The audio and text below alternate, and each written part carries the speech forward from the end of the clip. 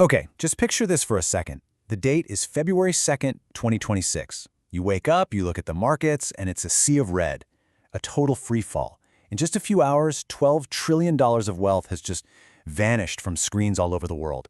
Panic is everywhere. But what if this wasn't just some random event? Today, we're going to dig into a pretty startling theory from one source that claims this was a deliberately engineered attack. And that quote right there, that's the heart of the whole argument we're looking at. The idea is that the chaos you're seeing on your screen, it wasn't just a market correction. No, it was the bait. It was part of a huge, carefully built trap designed for one reason: to systematically separate you from your real wealth. I mean, the damage was brutal everywhere, but nowhere was it crazier than in the silver market, down 36% in a single day. A move that violent, the source argues, just defies any kind of natural logic. And this one number, it's the key to understanding the entire alleged crime scene. Now, of course, there's an official story, the one you're hearing on the news from all the experts. They're saying there's a new sheriff in town, a guy named Kevin Warsh, and he's here to finally get tough, crush inflation, and save the dollar. And the message they're pushing is super simple. Cash is king again, and all those hard assets like gold and silver, they're relics of the past. But what if that official narrative is just a cover story?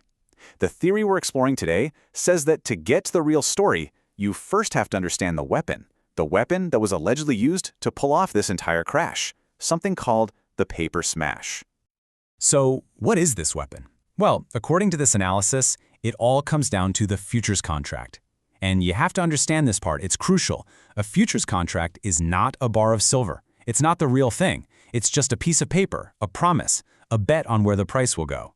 And here's the crazy loophole. You don't have to own a single ounce of physical silver to sell a contract that promises to deliver it.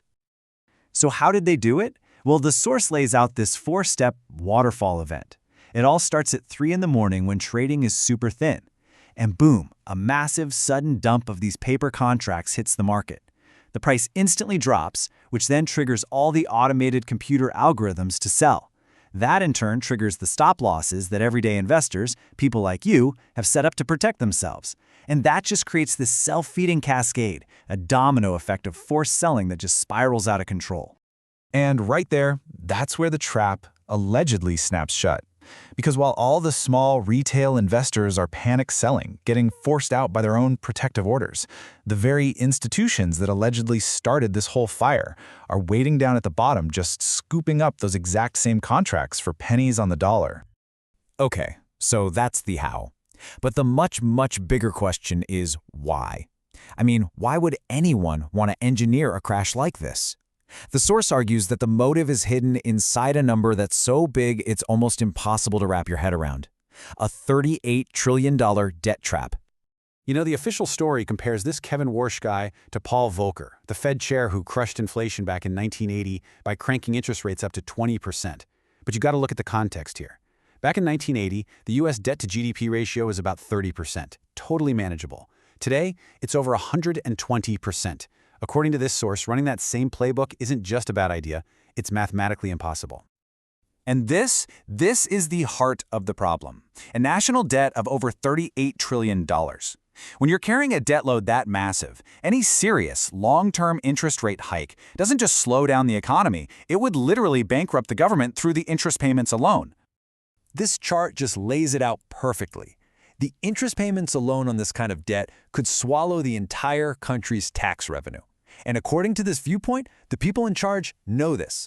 So all that tough talk about fighting inflation, it's not a plan, it's a bluff.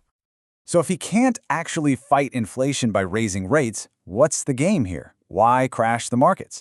Well, this theory says it's all a head fake. The idea is to deliberately create a deflationary crisis, a market crash, so that when the whole system inevitably starts to break, he can pivot, ride in as the hero, and say he has to print trillions and trillions of new dollars to save everyone. And that brings us to the real question, right? If that $12 trillion didn't just disappear into thin air, where did it go? The source argues the money didn't evaporate, it was transferred. So, let's follow the money trail. This slide really breaks the whole dynamic down. On one side, you have the regular retail investor. They see the paper price crashing, they panic, and they trade their real assets for cash. But on the other side, you've got the whales, the insiders. They're the ones buying up all those dirt-cheap paper contracts and then immediately turning around and demanding delivery of the physical asset, basically draining the world's vaults at a massive discount. The source says this is basically a modern version of an old economic rule called Gresham's Law. The classic idea is that bad money drives out good. In this context, the bad money, the infinite supply of paper contracts, is used to artificially smash the price, which causes the good money, the finite physical metal, to completely vanish from the market. And this leads to the great irony in all of this. A crash in the paper price doesn't make physical metal abundant and cheap. It creates extreme physical scarcity. Mines just stop selling because they'd be taking a loss. Refiners and dealers hold on to what little inventory they have. The real, tangible metal just disappears from the public market and flows into these private, hidden shadow vaults. So this all builds up to the final conclusion of this whole theory. The entire event is designed to create this massive disconnect between what people perceive and what is actually real, leading to a tale of two completely different prices for the exact same thing. On the one hand, you've got the paper price flashing $83 on your screen. The source calls this the price of a promise. But then you have the physical price, what it actually costs to get your hands on the real asset, assuming you can even find someone to sell it to you, which is over $120. That, the source says, is the price of reality. So the real takeaway from this theory, the bottom line, is this. This wasn't a market crash. Not really. It was an engineered panic, designed to be one final clearance sale that allows insiders to scoop up the world's real, tangible assets at a huge discount before the next chapter of our monetary system begins. And according to this analysis, it leaves every single investor standing at a crossroads. There's path A, you can believe the official narrative, hold on to cash, and put your trust in the system. Or there's path B, you can see this as a trap and decide to hold on to physical assets no matter how volatile things get.